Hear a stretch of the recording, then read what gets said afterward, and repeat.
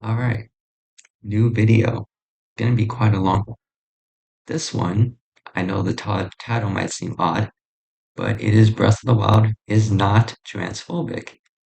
This is a commentary on the article titled Reinforcing Link's Heteronormativity in Breath of the Wild by ML Kitsune, which is the article I will be reading for today.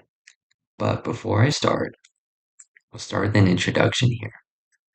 So for those that saw my initial video discussing this topic before I deleted it, this is a redo.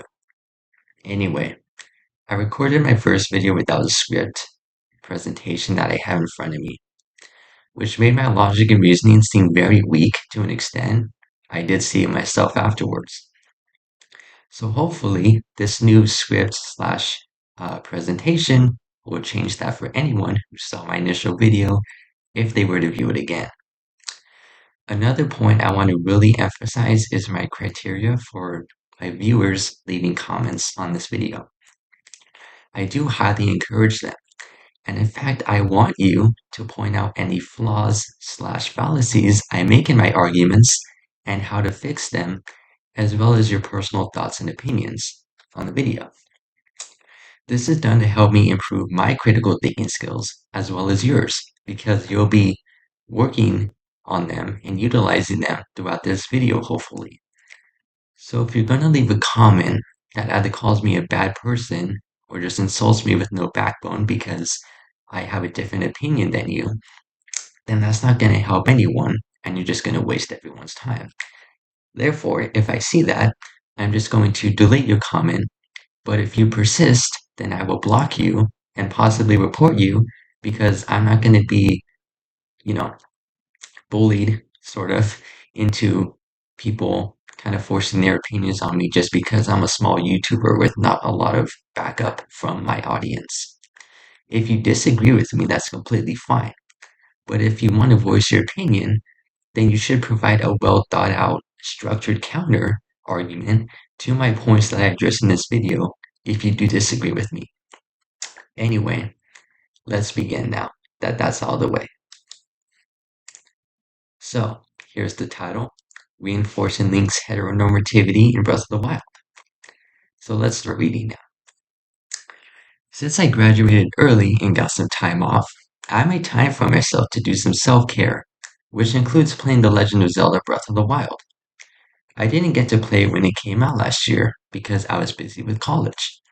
I kept myself away from the spoilers for a year, but I did see screenshots and fan art, which was mainly of Link in the Gerudo Vi outfit, and it made me even more excited for the game.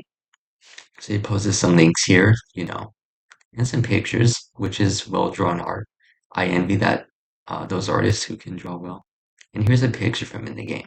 If you played the game, then you know. The Gerudo Vi outfit is a feminine outfit that Link wears and is comfortable in. With this outfit, if fans could headcanon him as trans, genderqueer, or gender fluid. It's not every day that we're able to have AAA game developers decide to add in feminine clothing for a popular male video game character. It gives male players a chance to explore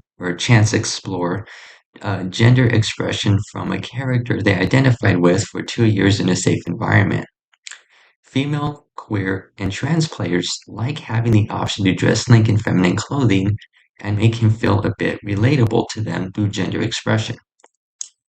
It was nice to see Nintendo actually play with Link's androgynous looks by giving him other feminine outfits to wear along with the masculine ones he has.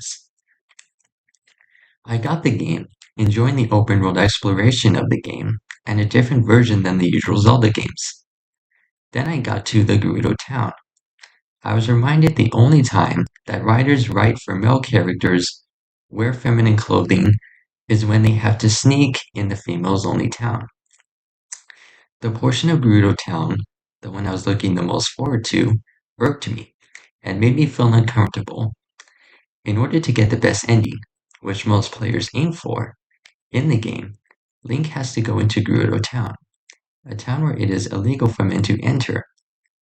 Talking to NPCs, you find out there was a man who was able to get into Gerudo Town, which Link now has to find. Link eventually finds Vilya, who identifies as a woman. She gives Link the Gerudo Vi outfit when you refer to her by her pronouns. If you choose to misgender her, you cannot get the outfit. When Link puts on the outfit, he looks happy and comfortable wearing it. So here's a screenshot from the game. Now, to my points. So, before we dive any further, let me tell you what the definition of heteronormativity is, which is mentioned in the title. I figured now it's a good time to do it since we're in the beginning. So, heteronormativity is defined as denoting or relating to a worldview that presents gender roles as fixed and heterosexuality as the normal or preferred sexual orientation. Now, going back to the picture right here that the author posts in the article. So you can see Link here, right? His expression and his body language. So while the author claims Link looks comfortable and kind of happy wearing it, he could just be acting that way to kind of pull off the role of a woman. Because let's be honest, in Breath of the Wild, Link does kind of have a feminine appearance. He does kind of have the appearance of a femboy, which I know might make some people mad, but it is kind of a meme, right? I'm just telling you the meme here. But in spite of seeming happy and comfortable, it may be the complete opposite. He very well might feel the complete opposite because he has to fulfill such an extreme role of not only dressing up as a woman, but kind of acting like one due to mannerisms and the way he speaks in game, which I'm aware he doesn't have voice lines. I played the game a lot, but in real life, his interactions would have to be extremely different than what he's used to. Therefore, he might have anxiety and therefore be a lot more uncomfortable. So let's keep reading. So after all the NPCs misgendering Velia, you can only get the outfit by referring to her pronoun she identified with, which was great. Have a scene that shows that you should refer to a trans person with the pronoun they identify with. Reward the player for making that choice and create some positive reinforcement. But it is rendered moot with a transphobic joke. A wind blows up Vilya's veil, and Link is freaked out by seeing her beard. It reinforced the tired and offensive stereotype that trans women are just men dressing up in feminine clothing to trick cis men and cis women. This stereotype is harmful and can have harmful effects that justify killing trans people, especially trans women. The messy side quest that revolved around a messy trans narrative just left me angry and disappointed in Nintendo. After that messy transphobic scene, I went to the Great Fairy Fountain to upgrade the outfit. At least I can wear the outfit and get my defense stats high. Then I found out you can upgrade it. So, um, just going to reread the fourth sentence of the fourth paragraph I just read. It reinforced the tired and offensive stereotype that trans women are just men dressing up in feminine clothing to trick cis men and cis women. So I'm going to elaborate on that previous slide there. So some individuals can do this very convincingly. And now, before some people start getting all triggered and their heads start exploding, here's what I mean by what I just said. What I'm saying is that sometimes you cannot tell the person is trans just by glancing at them. Sometimes you can. Sometimes I can, but usually I cannot. I was not born with that ability, and some people were, and that's fine. It just might take me longer, or it might just completely fly over my head. Of course, at the time, teenage me did not really think of it and critically evaluate it in this way that I am now.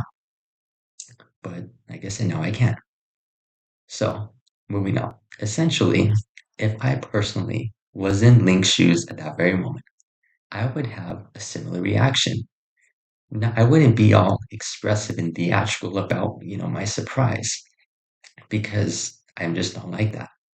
But I would have a similar sense of surprise because at first glance, Vilya does look like a woman. I was, surprised when I first played the game and that cutscene happened. I was like, oh my gosh, it's not a woman.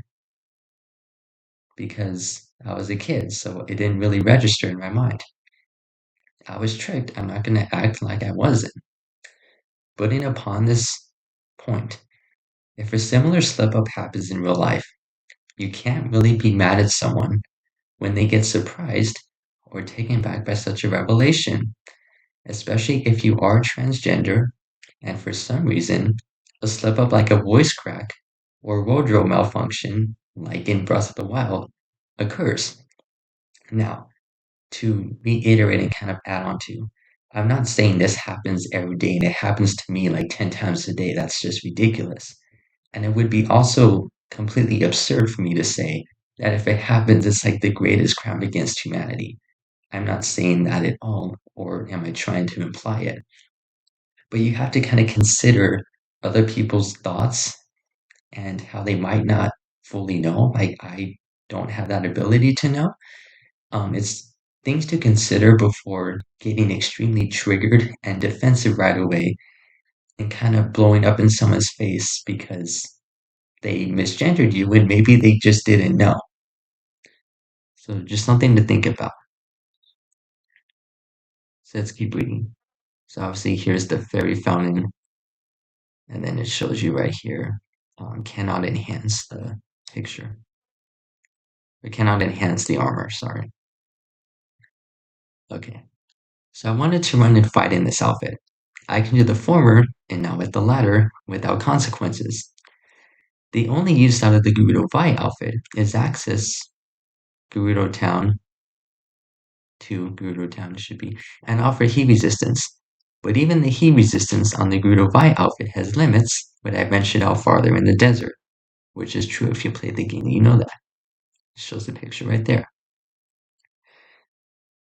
The only other armor slash outfits that aren't upgradable are the novelty Easter egg outfits, which are all masculine armor and outfits.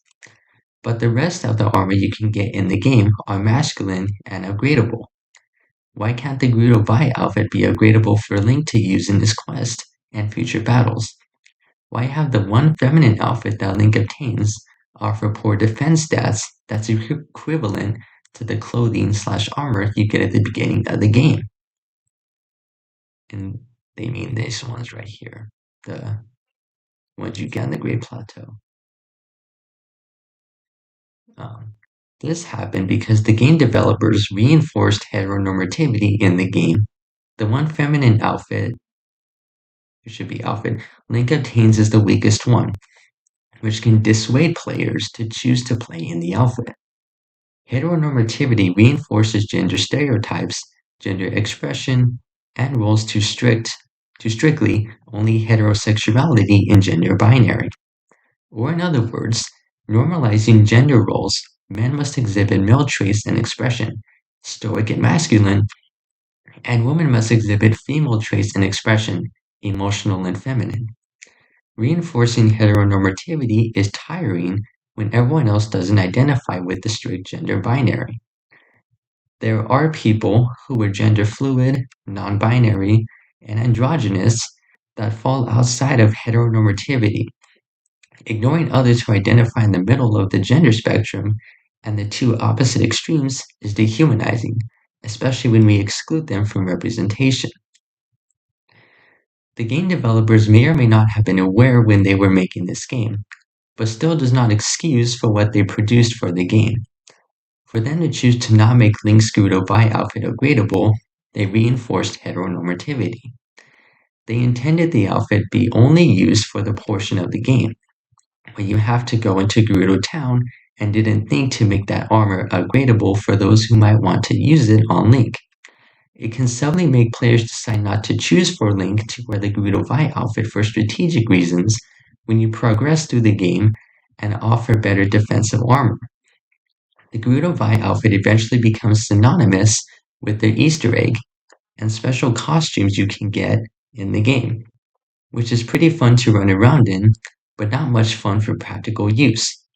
Which doesn't make sense when you see the Gerudo soldiers wear almost the same outfit, and the Gerudo Vo armor shows more skin, but has a higher defense stat than the Gerudo Vi outfit.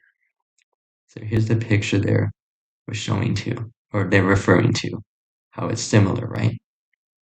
So let's go here.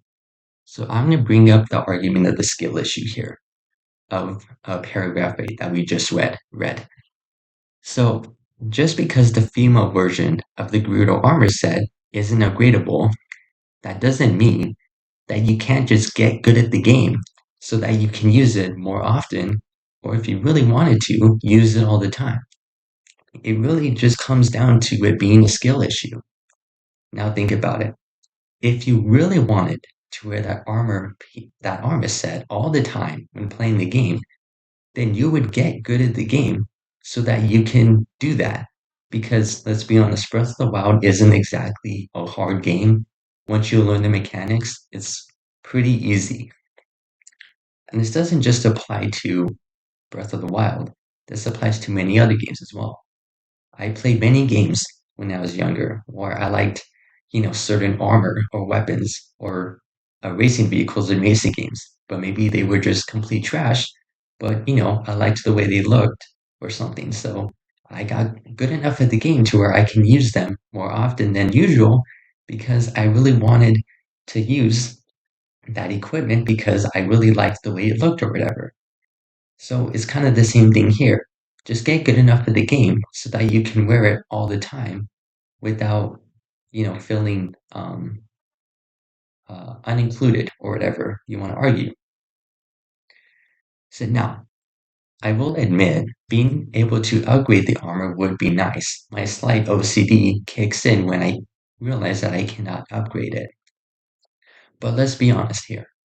In a realistic setting, like real life, the Gerudo female armor set, in a practical sense, is just cloth. There's no real armor to upgrade there. Unlike the male version, which contains actual visible armor pieces. So here's the picture of the two armor sets side by side here.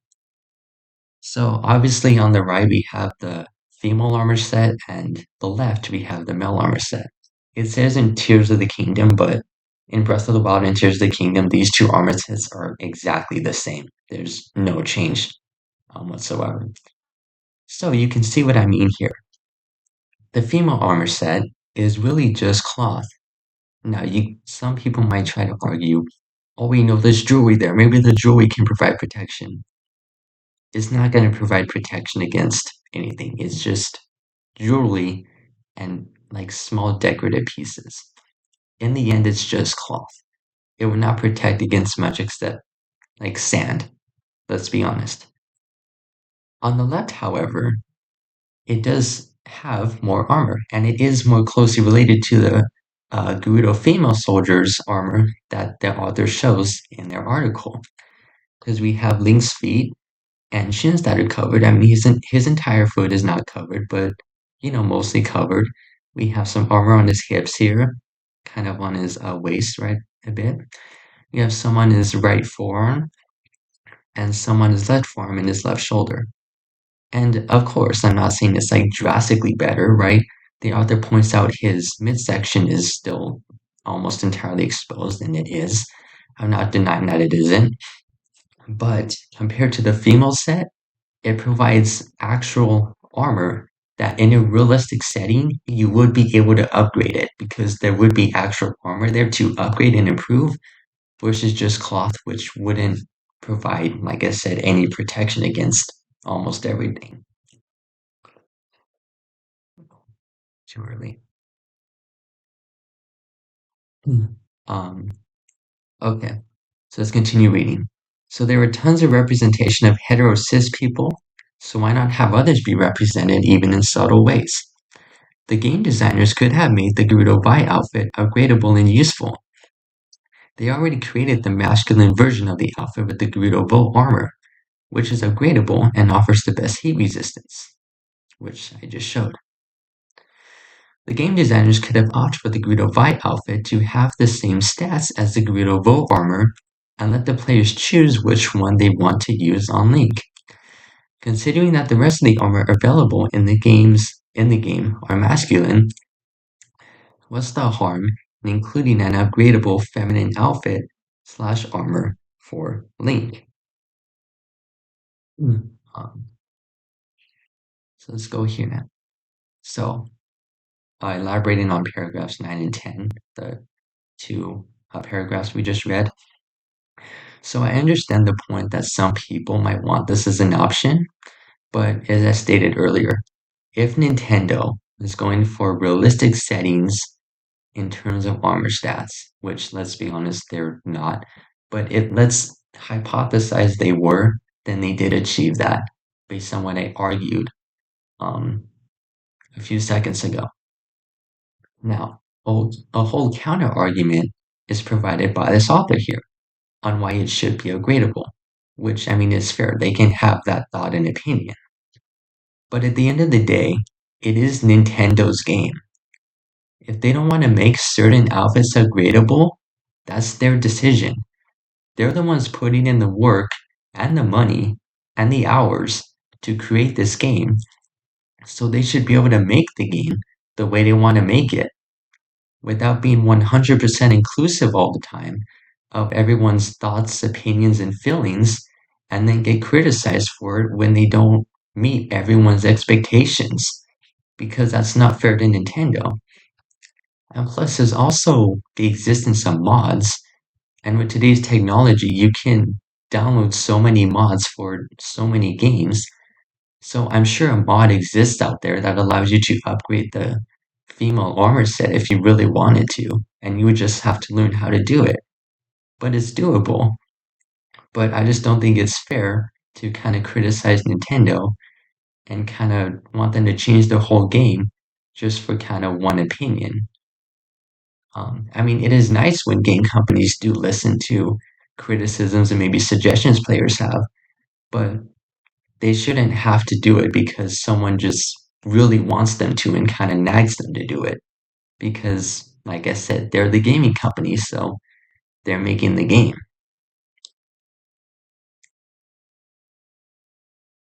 From the looks of the screenshots I saw on social media for a year, it looked like Nintendo was going to be inclusive and represent possible headcanons of trans or gender fluid Link with the outfit. I thought there would be more and better representation of trans characters, but I assumed wrong.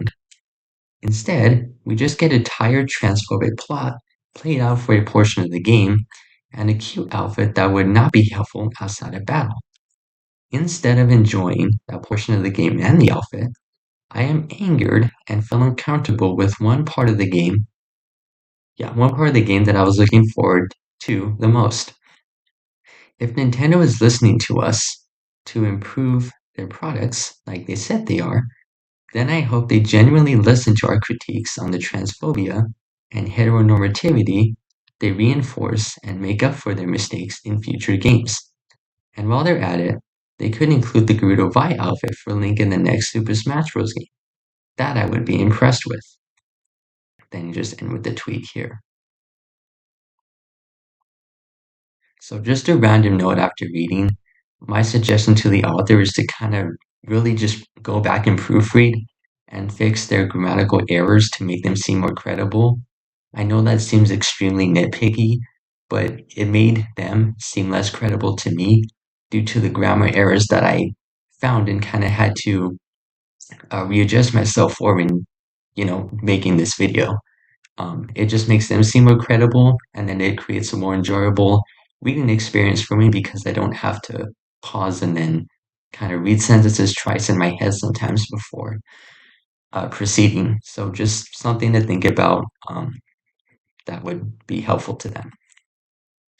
So now that we finished the article, I'm going to go kind of towards the conclusion of this video. So here are some possible counter arguments slash thoughts you may have when watching this video or maybe after to kind of counter my argument that I made in this video.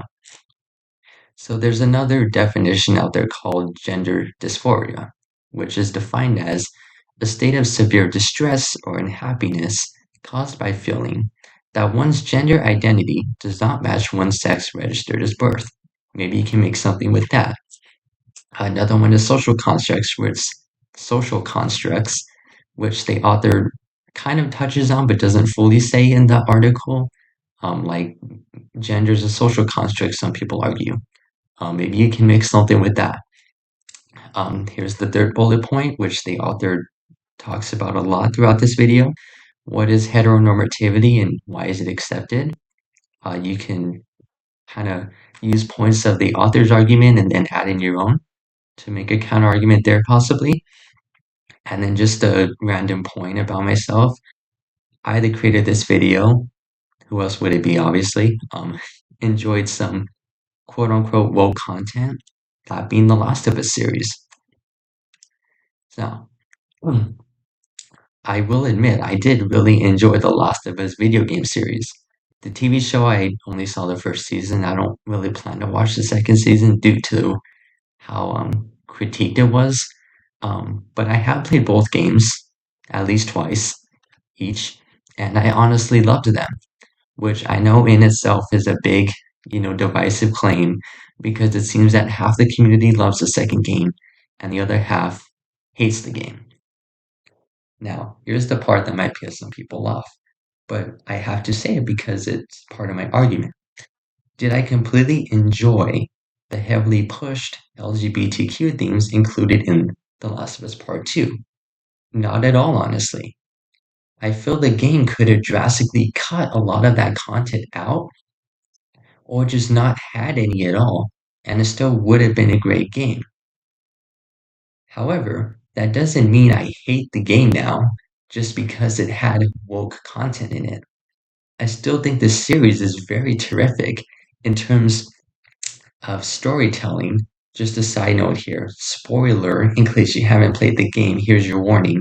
I do think Joel's death scene was very relevant in the second game, which I know is another huge divisive claim, but I really do think it made the game much darker and kind of added um, another element to the storytelling that the game is trying to achieve.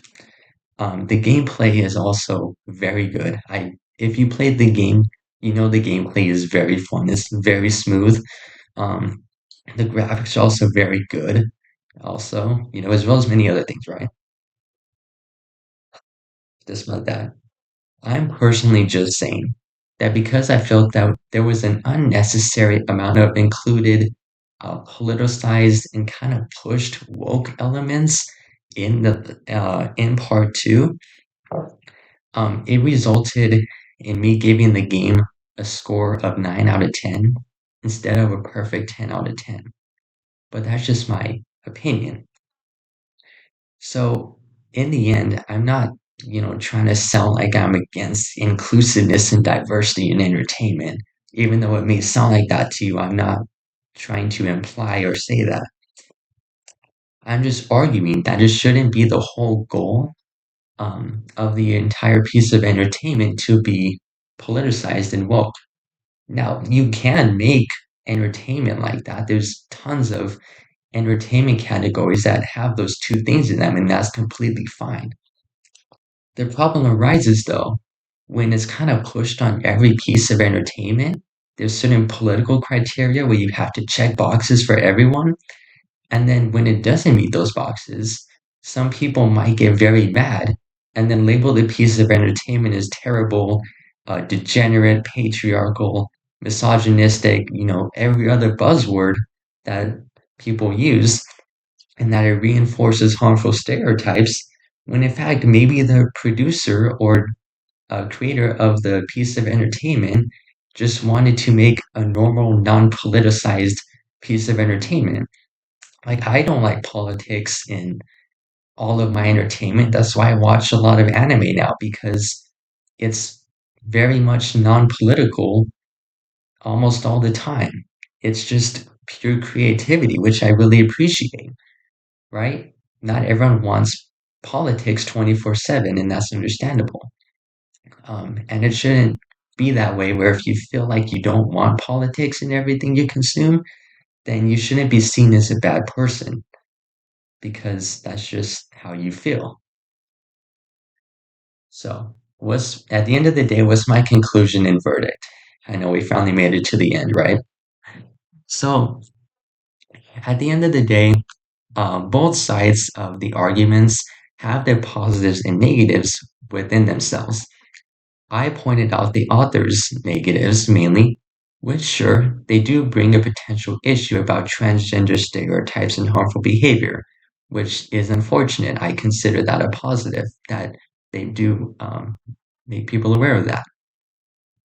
However, Breath of the Wild is just a video game meant for kids because it's made by Nintendo. Nintendo's a gaming company that aims their products at kids. So really, aren't they taking their argument throughout that entire article to dramatic levels? That could be considered a negative.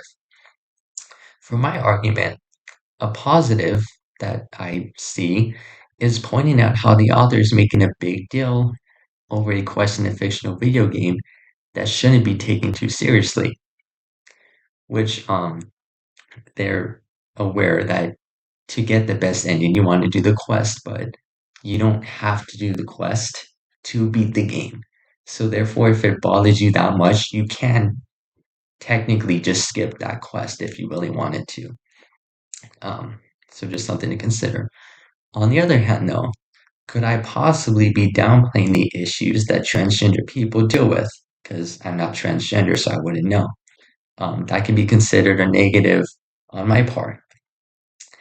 And you can dissect and make your own judgments for this entire argument and, have your own opinion and whatnot.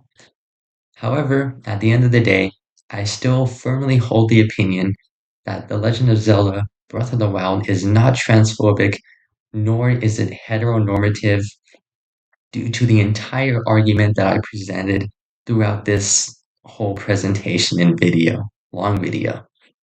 Of course, you can disagree with me as much as you want and voice your opinion. Like I said, I encourage that, but I stand firm on my points and will defend them.